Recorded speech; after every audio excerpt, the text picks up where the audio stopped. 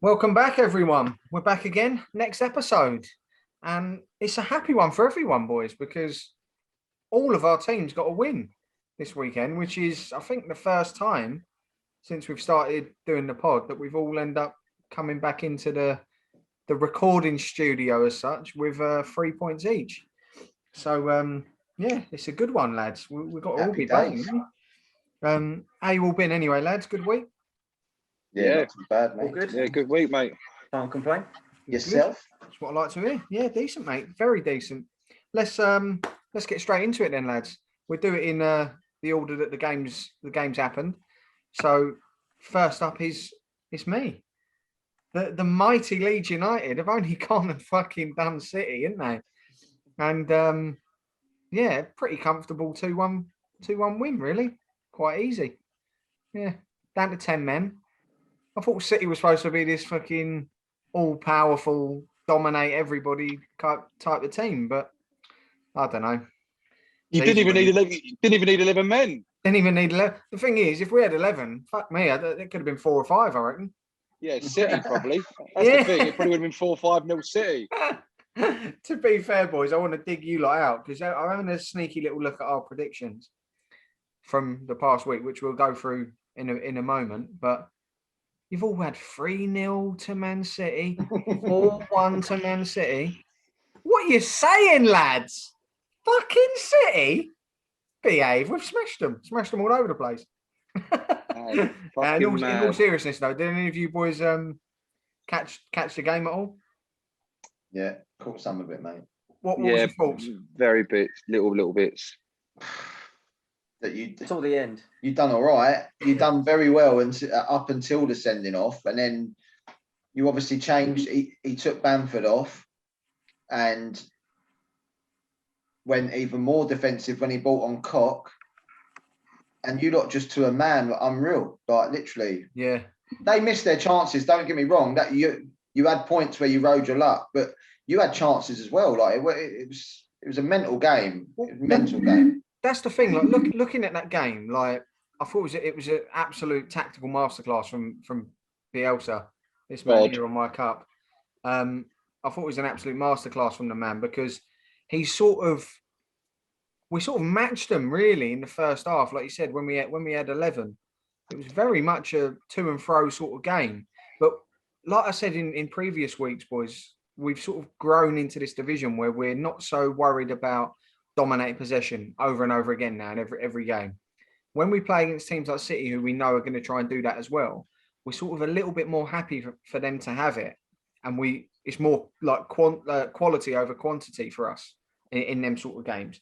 And I noticed that when we had the ball, we were hurting them in that first half. Even though City had their chances, the majority of their chances were 25, 30 yards out. Like pot shots, really. They never once got in behind. The only time in the whole game they got in behind, they scored. Where they played a good little 1-2. What's that? You made them make a lot of crosses. You stopped them going in like through the little pockets and that. Yeah. You made them actually cross the ball quite a lot. I saw that your arc in your defence that you had at the time, obviously there was like 5 or 6, but you just made them play in a way that they don't like playing. Exactly. Like their strength isn't getting it out to the wide men to whipping the ball. That's not what they're about. Who have they got in that box that's going to dominate you aerially? Like the other Bernardo Silva. Yeah, exactly. But that's the thing. They got Bernardo Silva, Jesus, people like that. Like our defenders are lapping that up all day long. Llorente had the fucking time of his life in there, just heading balls clear. It was easy. Easiest game he's had, yeah. Yeah, and the other thing is, like I heard Stewie Dallas talk about it afterwards, basically saying we was quite content with John Stones and Fernandinho having the ball deep. It was like, if anyone's going to have the ball and have all the time in the world, give it to their centre-halves. Like, at the end of the day, if Stones wants to maraud forward and have a shot from 35 yards, good luck. If you put it in the top bins, we'll take our hat off and fucking fair play to you. But the chances of him doing that are slim. Like, and it was like we were so happy for them to do that we just didn't let them get it into the so-called danger men. And like I said, I thought it was just a tactical masterclass. The fact that we never really play in a defensive manner, but we showed now that we are capable of it. We've finally got all of our centre backs fit. I think all 4 of them were on the fucking pitch. Oh no, Cooper got sent off, but the other 3 were all on the pitch at one point. And the other thing is, I think it was the first game where all of our summer signings played. Do you know what I mean? It was one of them where we've not been at full strength really all season, and we've got there now. It's taken us till nearly the end of the season to get full strength, but we got there now, and we've shown we've adapted and we can play in multiple different ways. And the fact that we went and stole that game is just unbelievable. Like I said, even though City had multiple attempts on goal, the quality chances were ours. There was so many opportunities, even in that second half when we was down to 10. We must have broke on about 4 or 5 occasions where it was like 3-on-3 or like 2-on-3 or something like that, where we were half through. There was a few opportunities, and eventually we ended up making that run and getting there in the end. And the other thing, before I come to you, Greg, where's this Bielsa burnout that all these fucking so-called experts are talking about? Where's this fucking burnout, eh? 91st minute, down to 10 men, Stewie Dallas is fucking rinsing 4 defenders for pace and getting in behind and scoring a goal. And they're blowing out their arse. They've had possession of the ball after fucking 80% of the time, and they're blowing. Behave. Fucking burnout. You're having a grin. But yeah, go on, Greg. I think what you said, like with regards to growing into the league, I think he must have learned that the way forward was, even though you want to be entertaining, everyone knows you want to be 100 miles an hour.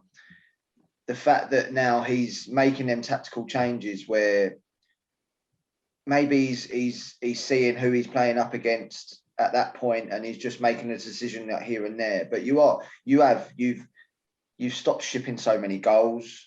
You're still being entertaining, mate. Rafinha went through twice, I think. When you had the 10 men, he went through twice. He was unlucky not to take Edison on, and then the other one, I don't know what he did with the other one, but I mean, it was a great performance. It was a great performance, and Fernandinho in that game looked gone. That to me is the first game where he actually looked gone, leggy. Dallas went off of him twice. Yeah. And got his goals. Both of his goals where he ran off of Fernandinho. Yeah, it's true, yeah. The other thing is as well, you mentioned the man there, Stewie Dallas. I know it's become sort of, and I think it's wrong where every year, like manager of the season is whoever wins the league, player of the season is whoever's top scorer. I think it's wrong. But surely someone like him has to be in the running for player of the season. Yeah, but he won't be. But why not? Like he's played I 5 agree, different positions this season. Been man of the match in pretty much every position that he's played. 7 he's got goals. Fucking 7 goals. And the 7 goals for someone. Fullback. Yeah, for someone that's come up from the Championship and to be. Phil Foden ain't got 7 goals. Who? Phil Foden ain't got 7 goals. And people are raving about him like he's God's gift. To have even stepped up to, this is his first season in the Prem, to have stepped up to stay with the intensity, and as you say, like that run proves that he's fit as fuck. Yeah. And to score 7 goals, to play out of position so much, he will go under the radar as being one of your better players for sure, and potentially one of the better players maybe in the league, but he won't get the plaudits because of it's the simple fact of like players like Phillips in your team. They're the so-called bigger names, aren't they? Yeah. And they always, unsung heroes always don't get the what you like, they don't get recognition. They don't get the plaudits, do they? Yeah, they don't get the plaudits. It's unfair on some players. They'll go throughout their whole career and not get any recognition for what they're doing, but they're the ones that are the down to earth, just know their job, and he might not even want it. Do you know what I mean? Like plaudits like that. He just knows that he's doing his job for the team. Yeah.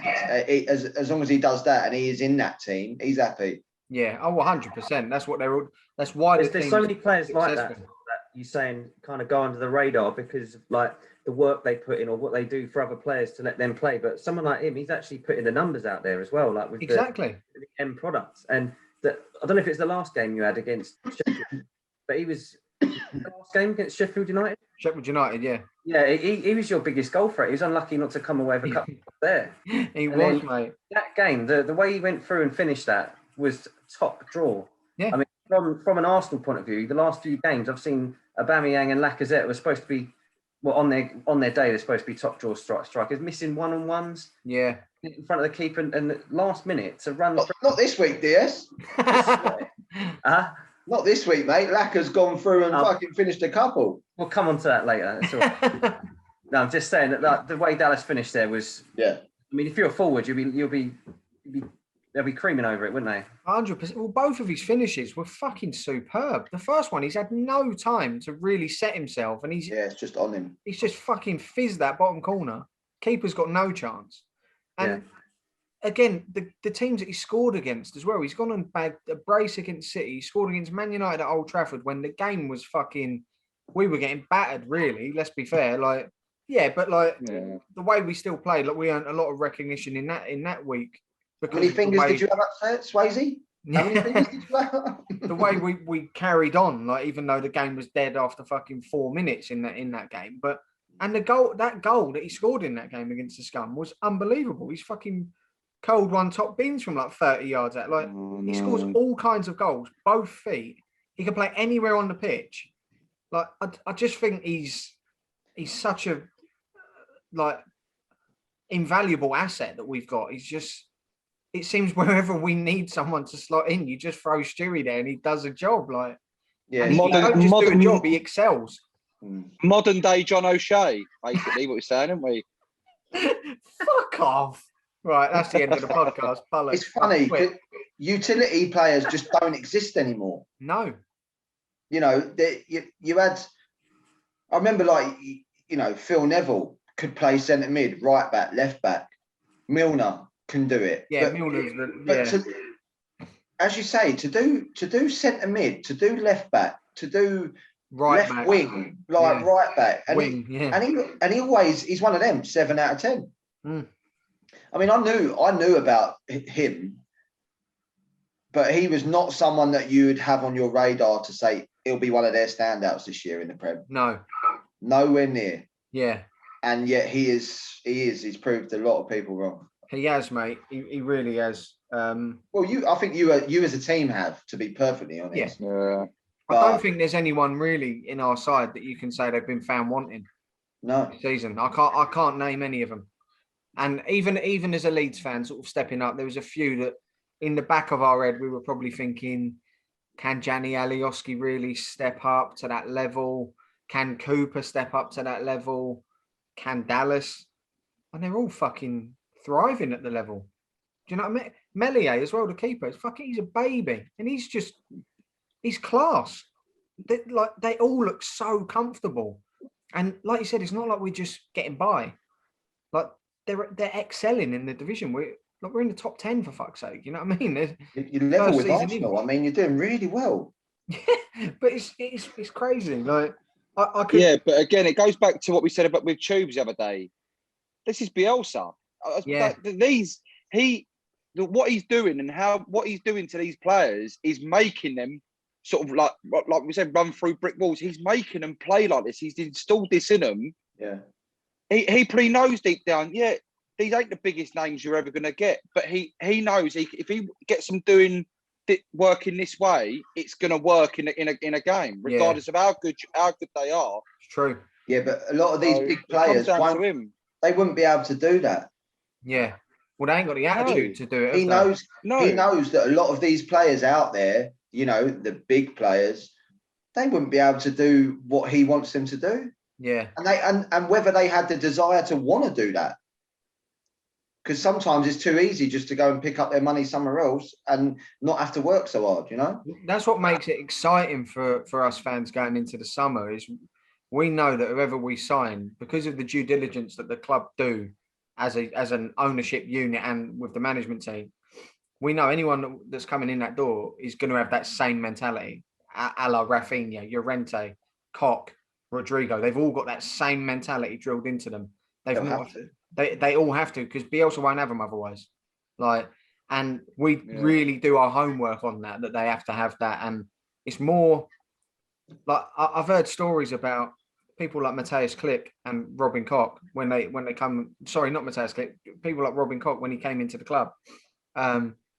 He's told stories about the club actually done so much homework on him. They were going back to like coaches he had as a kid and getting in touch with him and asking about his personality and like, does he have quit in him and things like this. They really fucking it's a personality they look for more so than talent sometimes. Like, it's a real, they look at a full package of a player. Don't just go, oh, he's got a bit of ability, we'll get him in. So it makes it exciting for us, because now we're going to be going for players that have got more natural ability. Couple that with that attitude that's going to be instilled into them.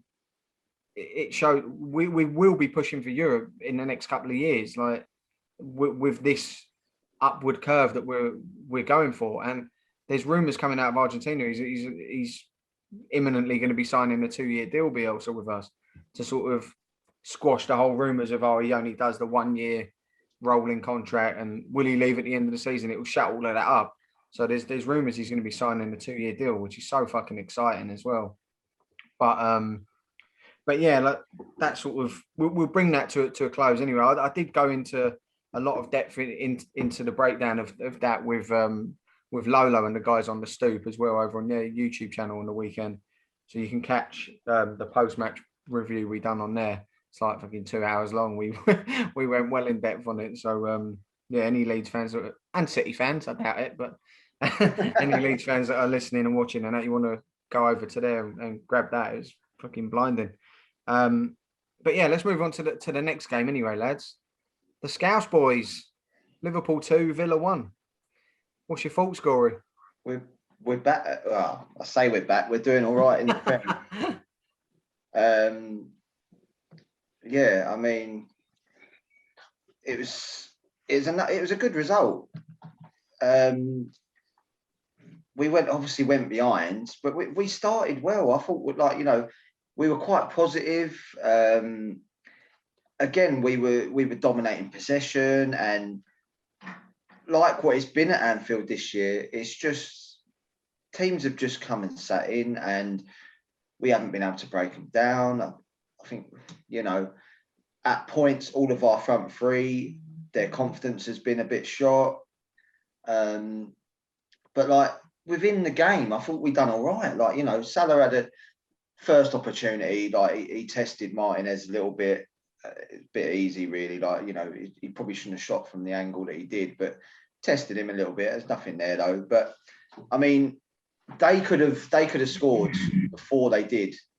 I still think our defensive marking at times can be left a bit wanting. Like, the long balls lately seem to be killing us. They obviously did in Madrid, and Konza it was an easy header. I thought if he got any better contact on that, Alisson would have been a bit stretched, but it just went straight to him, lucky enough. And I think he's got to put that away, to be fair. Yeah, that's what I'm saying.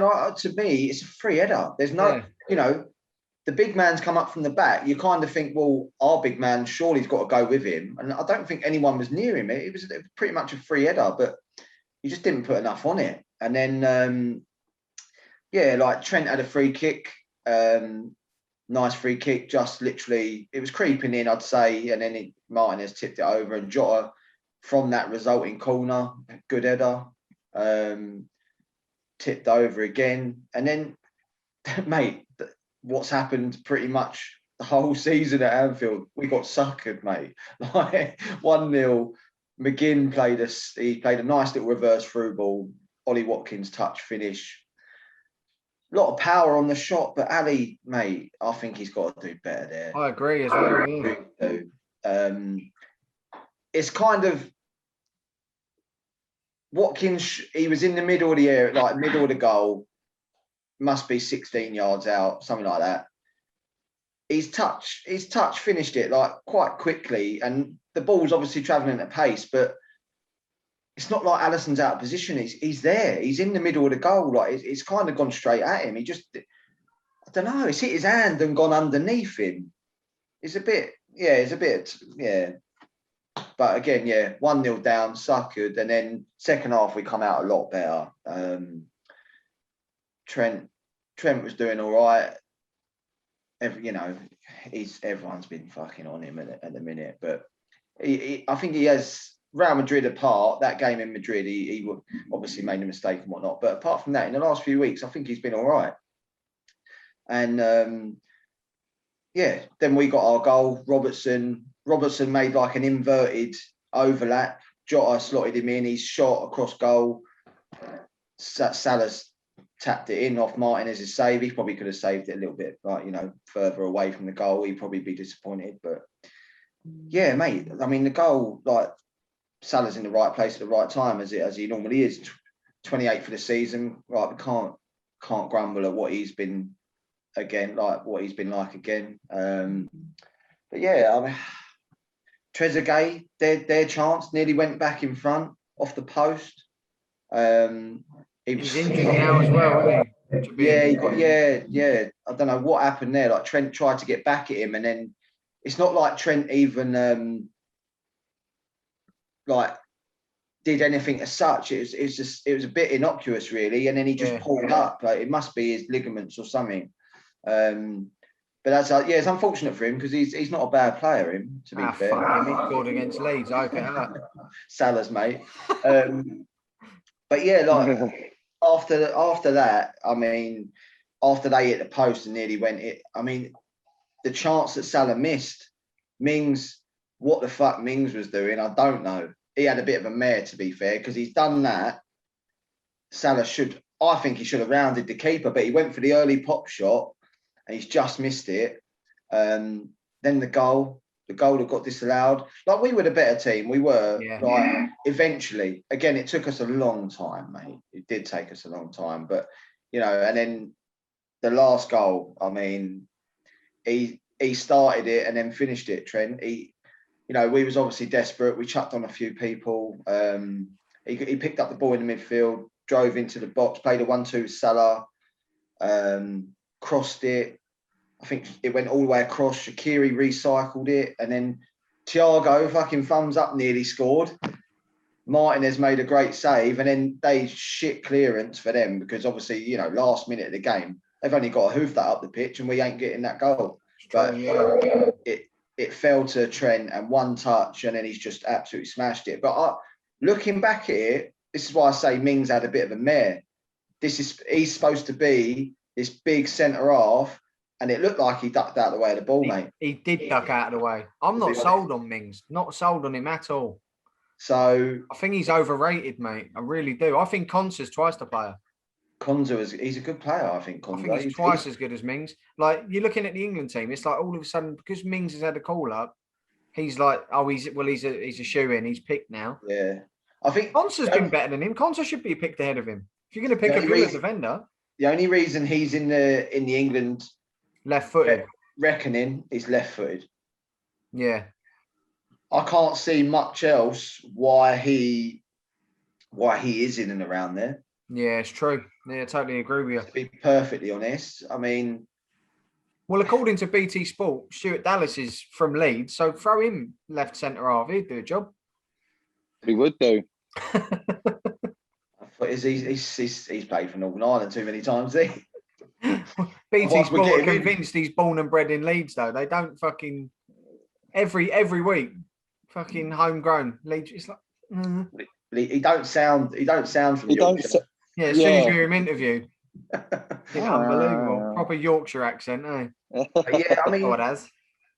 Do you know what? Happy to just get the 2-1.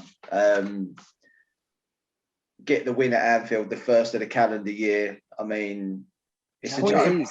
Points are valuable at the moment, mate. You're in that race now for Europe. It's like... And yeah, we look like we're back in the hunt. Like we've gone from proper outsiders, and I thought, we're going to finish 7th here, like, maybe even lower. And I was going at them a little bit, but few results here and there. And the only thing I would say is Mane out of the three of them, he looks the most shot at the minute with confidence. I think he wants out, mate, to be honest with you.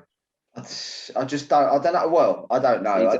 He's had his glory days. I don't see that, but he just, his confidence looks shot, mate. He went through 1-on-1 at the end there, and I know he wants a goal, but he's got a square pass there to Jota just to roll it in, and he's shot, and it was tame. It was tame, mate. Yeah.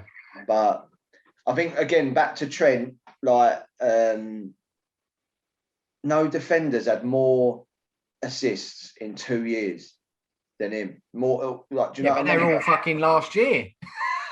No, he's still doing bits this year. Not as many this year, but he's still, mate.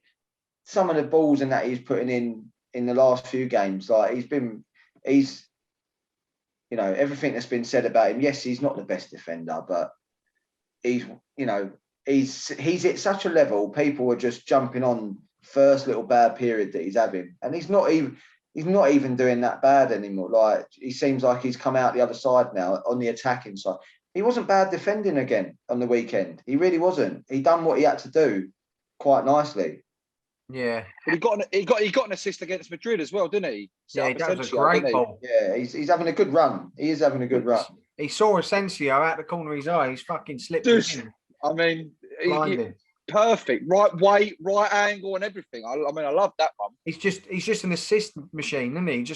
He sees people through, and he finds them. Like, he's cool. How may I assist you? Yeah. He asked me when he set up Jota. In red, in white.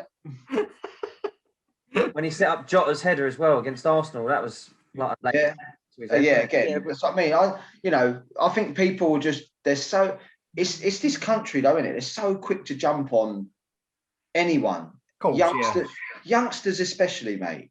Oh, we kill them. Yeah, they burst on the scene, mate. He's had easily like one of the best jump ups from a lot of people. Like the fact that, you know, from out of nowhere gets a chance, bang, in a Champions League final. Yeah, all of a sudden he's like the best fullback in the world, sort of thing. Yeah, next year Champions League final, winning the Premier League. Like, he's having his first little bad patch, and people are just on him. The media are on him. Like, Gareth Southgate omits him from the fucking England squad, mate. Come on, like.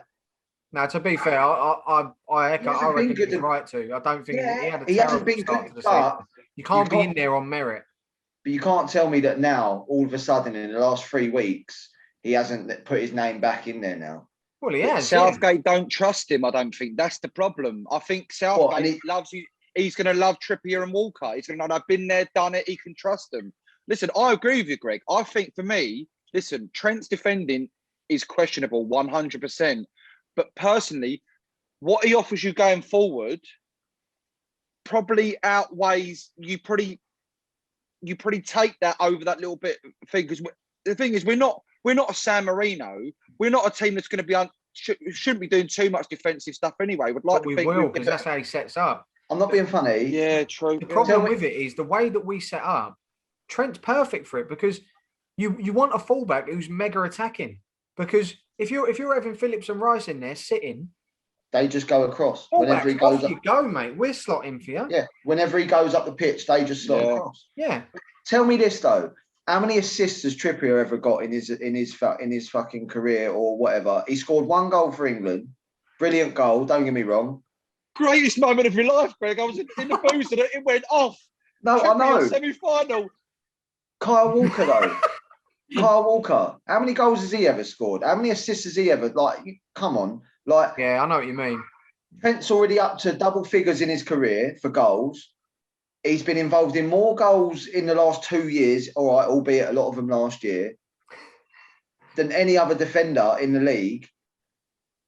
He might have his defensive like frailties, but as you say, when we're playing 2 holding midfielders like what we do, how can he not be perfect for the system? I know what you mean. Like if we weren't playing that system, the argument for Walker and Trippier is there, because they're better defenders. Yeah. But because of that system, it frees up fullbacks to be attacking. But I suppose he doesn't. He'd be one of their managers. As soon as the fullback's fucking overlapping, he'd be shouting it in to fucking drop back in, wouldn't he? He's one of them negative bats. Nosebleed. Yeah. For me, But for me, Trippier and Walker have had their time with England. For me now, I'll go with the youngsters. Like they've had loads of tornos. For me, I'm a bit biased. Wan-Bissaka for the defensive part. Fuck off. Trent for the going forward. Job done. You got two. That's pretty. Wan-Bissaka's the best defensive right back in the league, mate. Fucking Luke Ayling's better than Wan-Bissaka. Look at the stats, mate. Look at the figures. That's a fact. He's above him in everything. Not in the league, he ain't. Well, yeah. Not till next year. Let's move on to you shit fuckers anyway. Tottenham 1, Scum 3. So yeah, come on with your fresh Stretford End background. What's the crack? Did you enjoy it, mate? Oh, I did enjoy it. Do you know, well, no, I wish you had Mourinho still. Oh, don't. I do you know what? I've been guilty of saying that, to be fair, so I'm not even going to say, but no. People, Boyle, especially Boyle, he always moans me for being so negative. I'm happy. I'm fucking happy. So happy. At half time, I was fumed, but I did speak to Greg. I was fuming. I just thought we have been proper fucked here because it should have been disallowed anyway. And then they go and score. I really do hope that your cheek's okay, son. You know, I hope he's healed better and you know you're not struggling too much. But no, that is a joke of a decision, by the way. Yeah, it is. It's mad. I mean, but second half, do you know what? And I was done. If that's me as a player, I'm not gonna lie to you. I'm going in at half time, going, Ollie, bring me off, mate. My head's gone. I can't. I feel too disheartened now. But they come out and fuck me good and all. Tottenham is shit. Fuck off. Like it was so good just to yeah, we played really well. And even my man Fred, I've given him so much stick. But what a second half the boy had. Just, yeah, I'm happy. I'm so happy. Absolutely slating him at half time, by the way. Oh, yeah, honestly, before his goal. Absolutely killing him. I'm drafting a tweet, and I'm drafting a tweet. And then, he's dusting his trolling fingers off, mate. Yeah. But, no, I think we can be very happy. Even the first half didn't really go our way, but on the scoreline, I actually thought we played all right. Like, you know, the goal should have stood. Yeah. But yeah, it was just fantastic. Just so big game for us as well. Like we never normally capitalise when teams around us lose or whatever. With Leicester losing, City losing.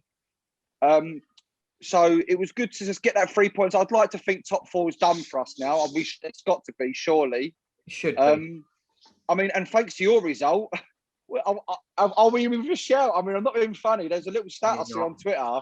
The year that City won it, it was the same sort of numbers. They were 8 points behind with 6 to play.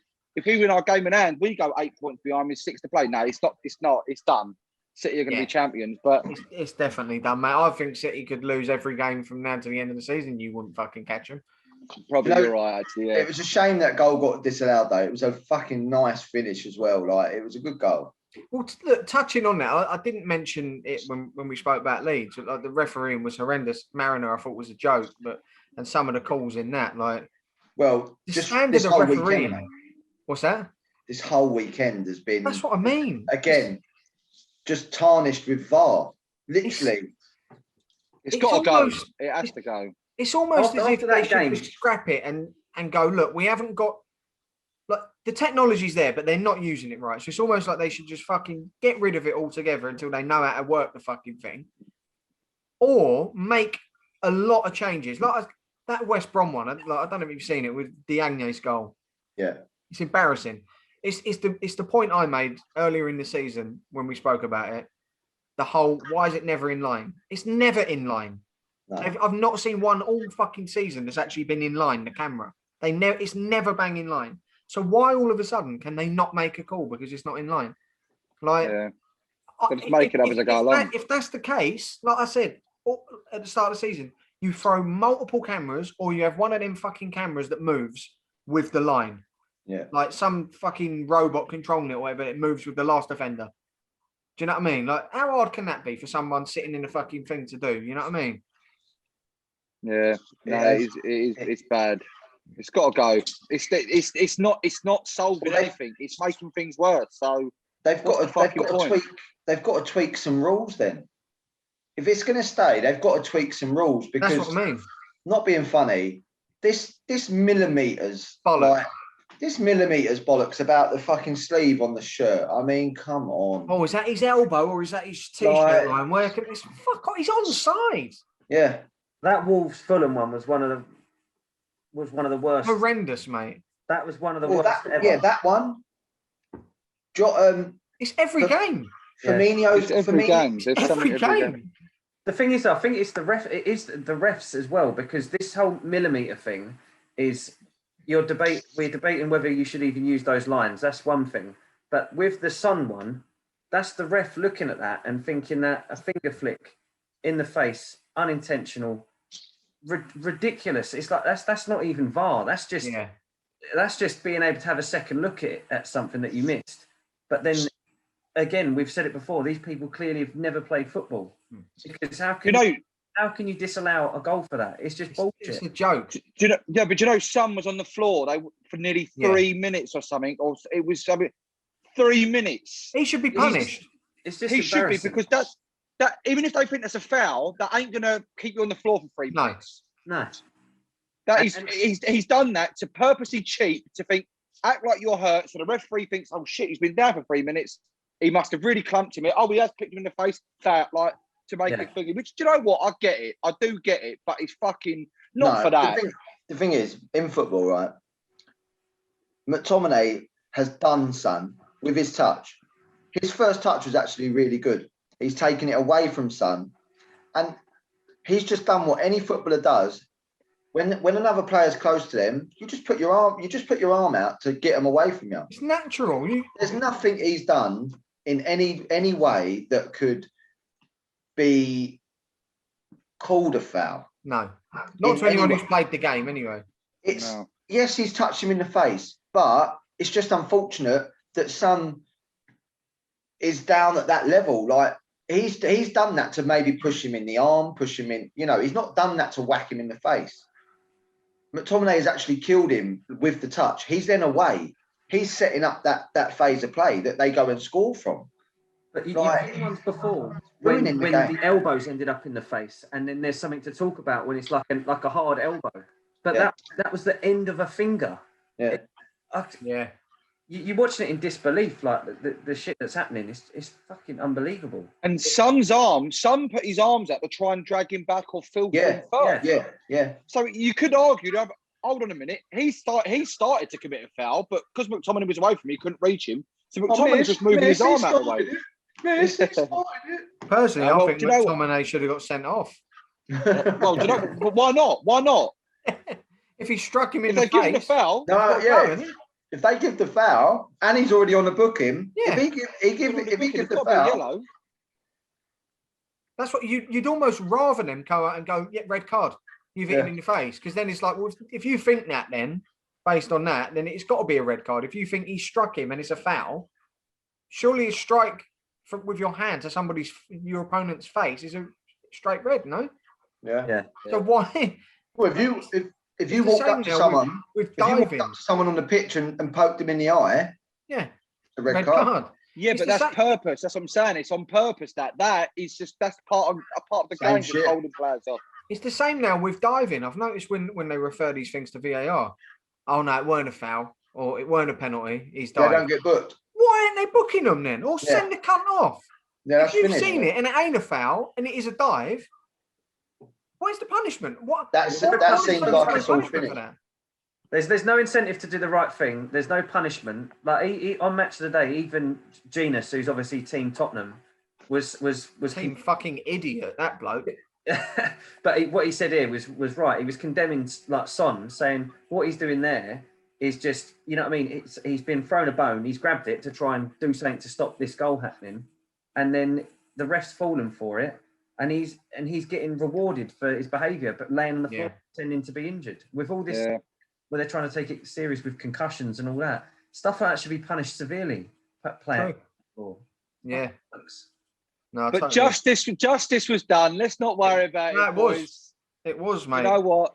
I was so hyped after that game. I thought, you know what? Like, it's one of them games you thought, you know what? Yeah, fuck you. You've tried it and you fucking lost. So fuck off.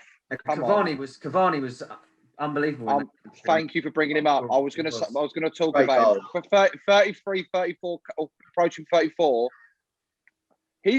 His movement is orgasmic. It really is. Just I could literally just go, bring back player cam, Sky, for fuck's sake. Like, just I could watch him. He's just his movement.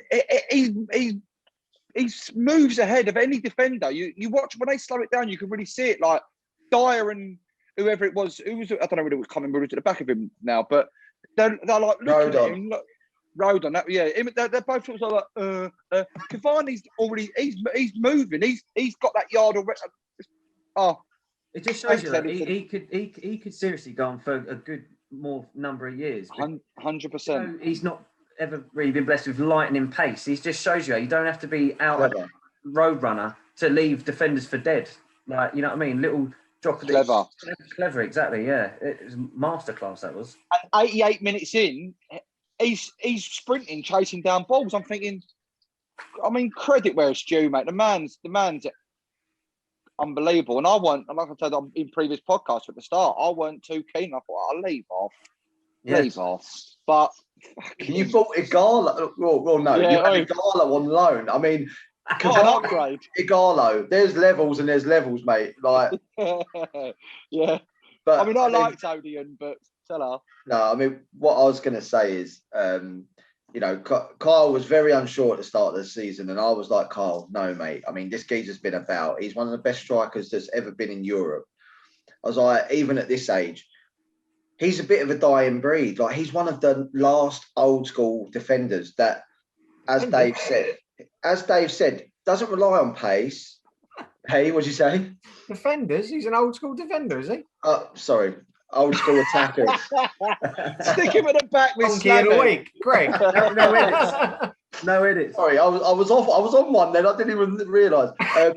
He's an old school attacker, mate, that literally is a dying breed. And as Dave said, he don't rely on pace.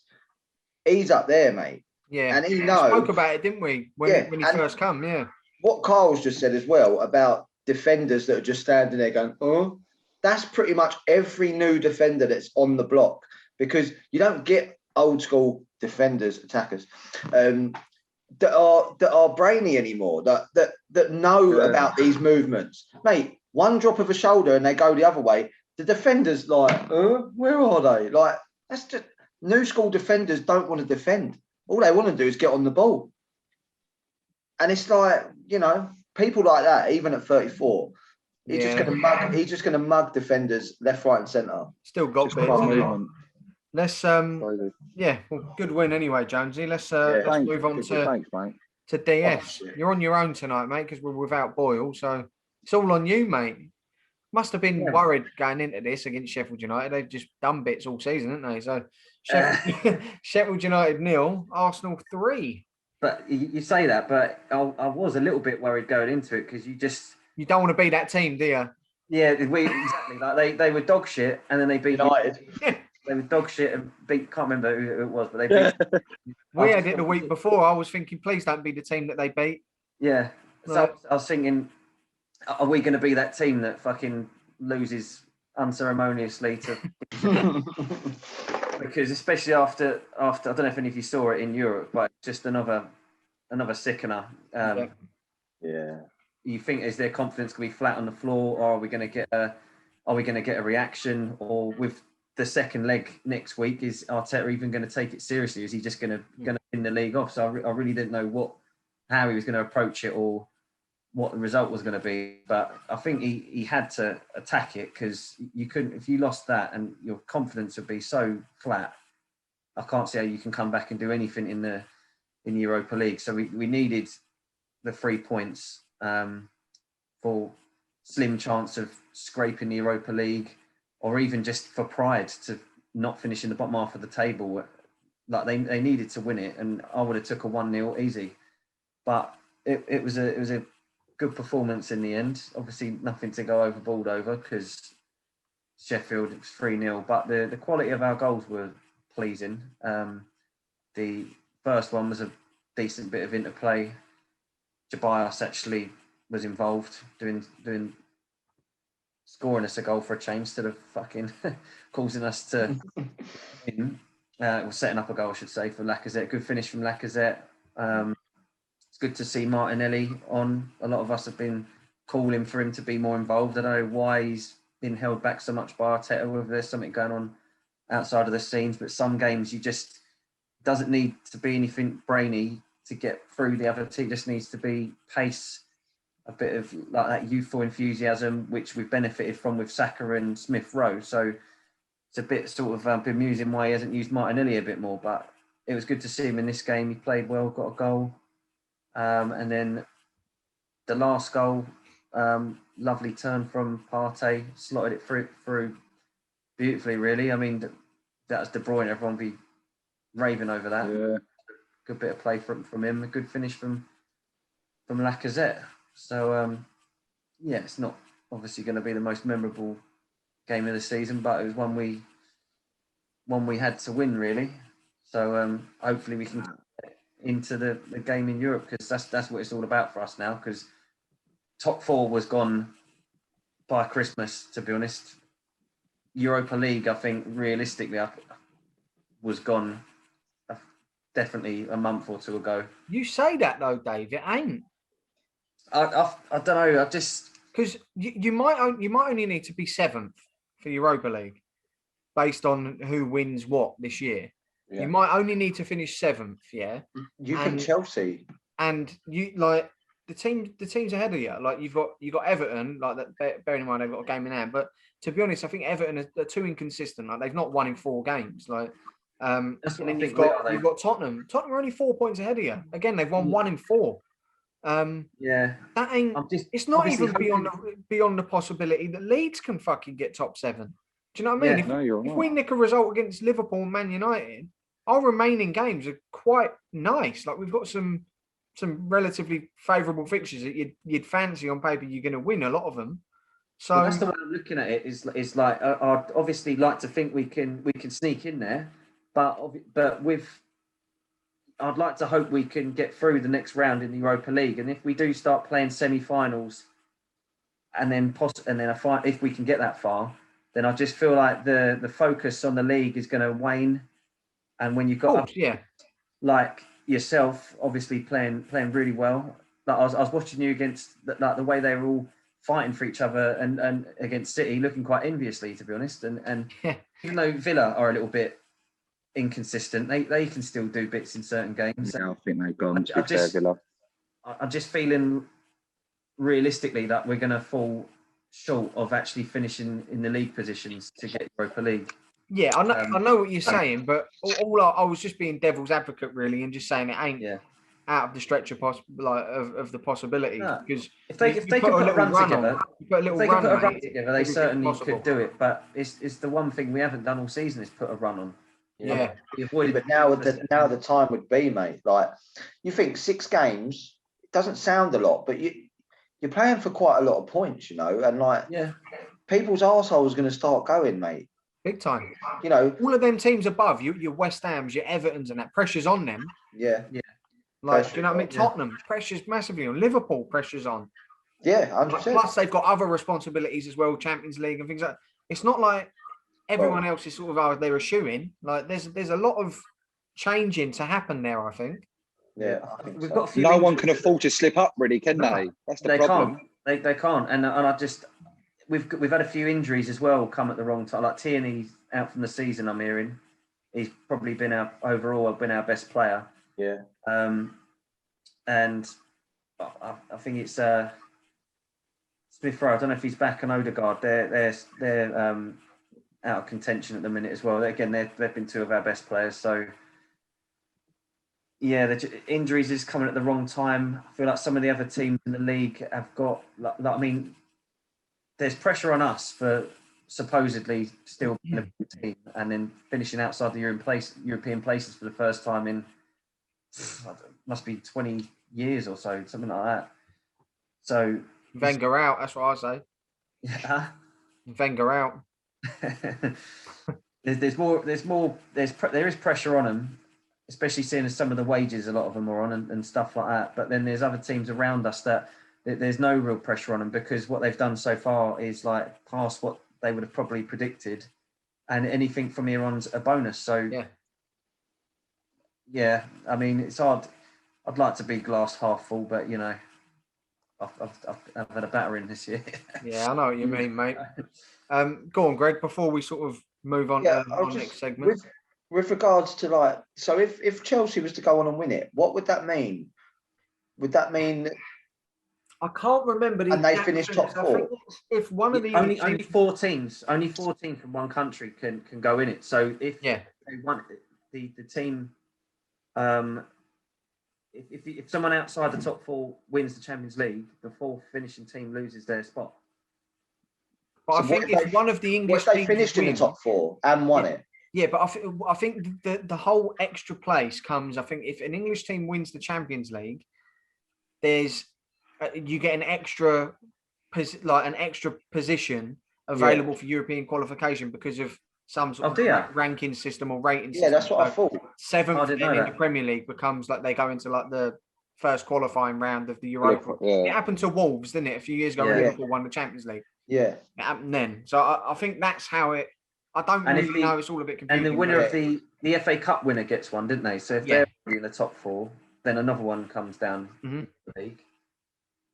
And is it the Carling Cup, League Cup? No, I don't think you get. I don't think that gets anything. I think it's FA Cup winners. But yeah, again, if that's going to be someone in the top 4, then it like becomes someone else gets a opportunity for it or something. But yeah, it's something I don't really know the ins and outs, but it's all sort of it's quite confusing. It is fucking confusing. Yeah, but yeah, let's that brings that one to an end. So the next segment, boys, that we're going to go on to is Baller of the Week. Just before that, before we do. Oh, for fuck's sake! No, sorry, no. It's just come to me. It's just come to me. The Leicester situation this week. Did you see and hear what's gone on? With what? Like with the four with the 4 boys at a party. Jack Chowdhury, Maddison. No. Where's Morgan? Yeah, so Maddison, Chowdhury, Harvey Barnes, who is injured anyway, and Jose Perez and Wes Morgan. They were all at a party. Oh dear. And Rogers found out and messaged them, sort of saying, "I know what you're doing. Get yourself home, lads. Get yourself home now." No, so the feds were called, and then basically they turned off all the lights and that, so that no one could see what was going on. Classic. And then they all then went back to Chowdhury's place and carried on.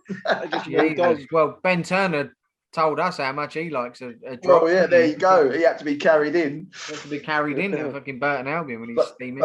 Mate, but like that was a massive game for them at the weekend against West Ham. Like, yeah, it was. And then players have proper let themselves down, mate, and their whole squad. Like, I think if that cost them top 4 now, they I think so, and especially, I think out of all of them, the biggest donut could be James Maddison. Yeah, you know, he's probably up there to maybe be in the squad. He's probably an outsider with regards to the players that are in and around his position, Foden, Grealish, but he's there with a shout, mate, and then he goes and does that. He ain't no more. Lingard's even coming back into that shout. And that was against West Ham as well. He probably could have gone up against, you know, that would have been Maddison up against Lingard, who could play better and whatnot. And he totally fucked it, mate. I felt sorry for Brendan Rodgers when I heard that story, because it's totally killed him. Because a lot of them would have been apart, bar Wes Morgan and Harvey Barnes. Chowdhury probably would have been on the bench, but Jose Perez and James Maddison probably in his starting 11. That is a massive game for them as well. That was one of their biggest games of the season. They're neck and neck, literally. Do you know what I mean? They're so close in the league. Like, it's very unprofessional. In fact, what you said about James Maddison, he was probably going to get left out anyway. Yeah. But he's gone now. Southgate ain't going to touch him. I'm telling you, no matter how he performs from now to the end of the season, that is just icing on the cake for him. He's going, sorry. But it's mad. They're 3rd in the league, mate. And their the players are doing that. Right when we're coming out of it now as well. Like, all right, we're not fully out of the woods, but you know, everyone's done so much now and stayed in and done everything that they need to do. And we're right at the other end. And then they go and fucking do that, man. It's fucking mental. There's only a few games left of the season. That's what I mean. They just can't wait. Why? They're third in the league. Why are they even having parties at this stage? Yeah. Like, come on. Qualify for the Champions League and then have a fucking piss up, boys. Wait for them. Do you know what I mean? Yeah. Sorry, I know that was. That's all good, mate. No worries. Yeah, let's jump over now onto Baller of the Week, lads. Baller. Kyle, we'll start with you, mate. That's a D, Cole. That's Turn a it D. around. Even dick of the week. J-Tab. Yeah. Go on, mate. Who's your Baller of the Week? Well, obviously I can't vote for my own, so I've had to go with the one and only. Actually, if I pick this player, will you promise to pick a Man United player or no? Me? Yeah, you. Possibly. Okay. Stuart Dallas. It's a no-brainer for me. Again, Lingard done well. There's a few others, but they've been mentioned before. But yeah, for someone who ain't the whole result as a whole, Dallas 2 goals again with 10 men against the City. You know, yeah, massive, easy one this week. Well done, Stewie. The Cookstown Cafu. Go on, son. Dave. Yeah, the same.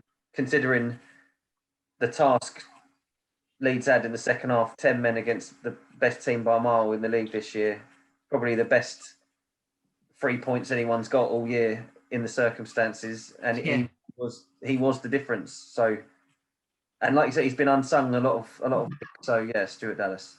Wicked. Gory. Yeah, nor nine all the way, mate. I thought you had a stroke then. Was that your attempt at an accent? Has your face to be fair, has your face fallen on the left-hand side? Greg's dad. Act fast.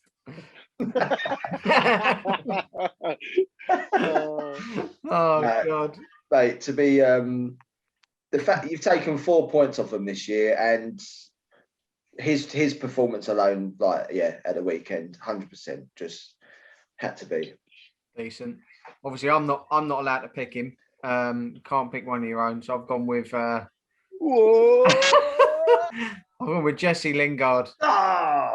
Technically, he is a scum player, Jonesy, so you can have that. So yeah, I've gone with Jesse Lingard again. He's been the difference there for West Ham. I think he's been brilliant for them since going there. And I must admit, I don't really rate the fella in general, but he's been top draw since he's done bits since he's gone there. So fair play to him. Yeah, so Dallas wins that then, boys. 3 votes to the 1. Would have been a full house if I could have picked him, but yeah. I did want to pick you, Stewie, if you ever see this, mate. So yeah, let's go on to Donkey of the Week. I'm gonna pick first this week. I'm gonna go with Jose Mourinho. I don't think he's doing a good job there at all. He's so quick to slate his players as well, and he just don't sit right with me. The style of football is just so negative, and with the team that they've got, they should be doing far better than where they are in the division. And yeah, he's just been found wanting again this week. And yeah, I've gone with Mourinho. What about you, Greg? I don't know. I thought it was a bit of a hard one this week, to be honest. But at first, I didn't think Son did it. Like, I thought genuinely he just got hit in the face. But the fact that he stayed down for 3 minutes, and I mean, yeah, it can't be no one else. That, you know, if he had just got up, that would have been it. I don't think I would have even picked him. But the fact that he stayed down for 3 minutes is quite embarrassing. Yeah, it is. It's a shocker. Jonesy. Yep. Exactly the same what Greg said. Unlucky. The man has done military service to toughen it. You know, that's been that's like, you know what I mean? That should toughen him up, but he's gone down because McTominay's got a little flick in the face.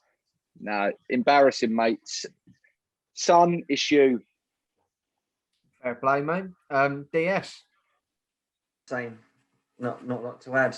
Could have gone for the refs again or the VAR, but this Son was just embarrassing. Got a good goal disallowed from cheating. Basically, no other word for it. Yeah, no, there's no other way of naming it, mate. It is cheating. That's pretty simple.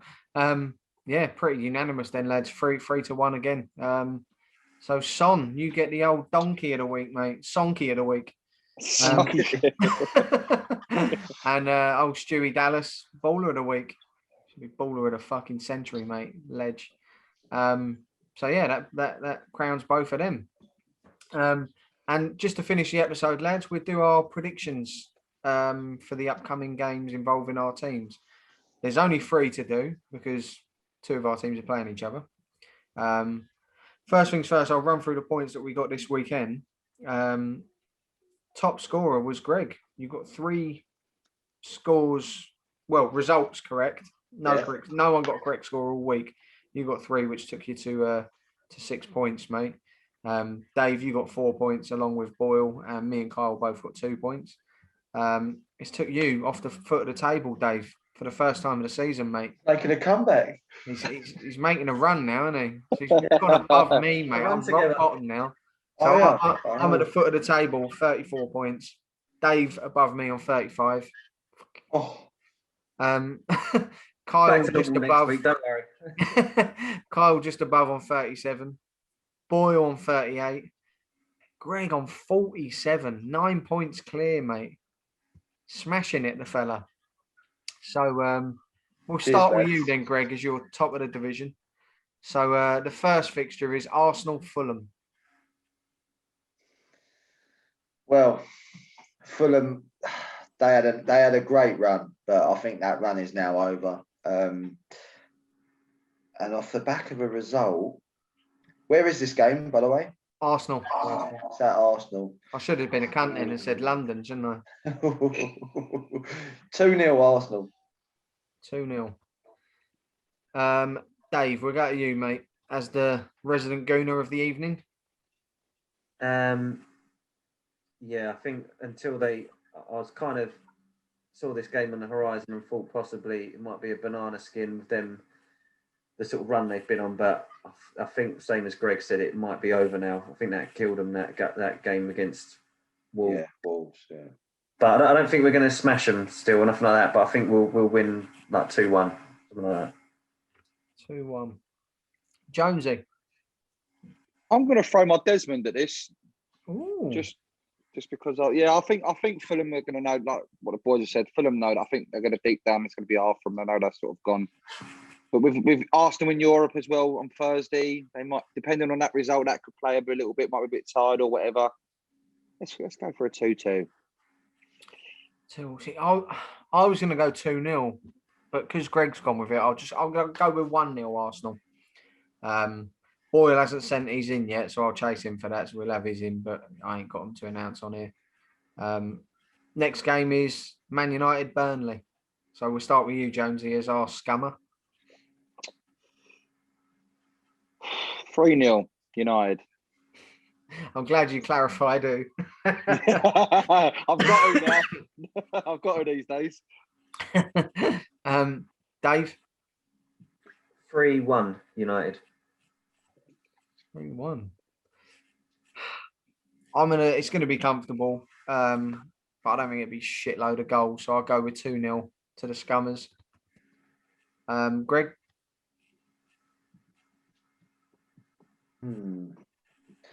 I can't believe they lost to Newcastle, to be honest. St. Maximin was very close, I think, for Baller. Yeah, I nearly had him in. It's a good shout, actually. To have him and Wilson back is a major bonus for them. It keeps them up. Yeah, and I think I was surprised at that result against Burnley. But it's at Old Trafford, right? Yeah. Mm-hmm. Yeah, it's got to be a United win. 2-0. 2-0. And then the last one, it's the main event, really, Greg, isn't it? Let's be fair. Normally goals at Ellen Road. Leeds versus Liverpool. We opened up the season playing you boys. It was a phenomenal 4-3 game. Liverpool won 4-3. So yeah, I'll let you pick first, Greg. What do you reckon at Ellen Road? Do you know what? I'd love us to win, obviously, but I see a 1-1. I see a 1-1. 1-1. Ooh. See, I actually fancy us here. I think you can be got at. And the fact that we've shored it up a bit at the back now gives me quite a bit of confidence. And I think we beat you 2-0. I think we win 2-0. I think you boys will have put everything into the Real Madrid game as well, because you're chasing it. And you ain't got the strength in depth that other sides in that position have, where you can sort of, like City, for example, the rest year of like players of your Mahrez type and Bernardo Silvas and that. You ain't got that depth. So your players will be feeling it, I think. Kyle, what do you reckon? 2-1 Leeds. 2-1. Let's fucking. We got to get this Liverpool boy off this little pedestal he's on. Fucking knock him back off. Now, yeah, similar to what you said there. I just think, I fancy Leeds. I didn't fancy him against City, so but you done bits. So, 2-1 Leeds. Fair play, mate. And Dave, over to you, mate. It's a tough one to call that. They're both going to be flying after their results at the last weekend, but Liverpool have got, like you say, the Champions League in the middle. That could have a massive part to play, but that's what I think. Yeah, I'm going to go 2-2. Oh, Desmond. If you had Viduka, I think you might do it, but he'd score 4 goals, wouldn't he? Go on, Dukes. Love it. Oh God, that's superb. Classic game, that one. Yeah, isn't it? Fucking unbelievable that was. But yeah, that sort of brings us to a close anyway, boys. We're our next episode is going to be released on Saturday. We've got a special guest coming on. We've got Milton Keynes Dons captain Dean Lewington coming on for a chat. So we'll have an interview with him, and the episode will be out on Saturday. Might be a 2-parter, not sure as yet because we ain't recorded it yet. But yeah, could be just part 1 out Saturday. But yeah, that's coming next. And also for any Leeds fans as well that are tuning in, keep an eye out for the official Leeds United podcast tomorrow, because Lolo from On the Stoop is doing his poem that he wrote for the Leeds United Man City game. He's featuring on there with Jermaine Beckford, Patrick Bamford, telling them his poem that he's wrote for us. So that could be an interesting viewing. So well done, Lolo. Buzzing, mate. Good. Spoke to him earlier about it. He's on cloud 9. So other than that, boys, thanks for this evening, and everyone who's watching, slap a like on the video and make sure you subscribe.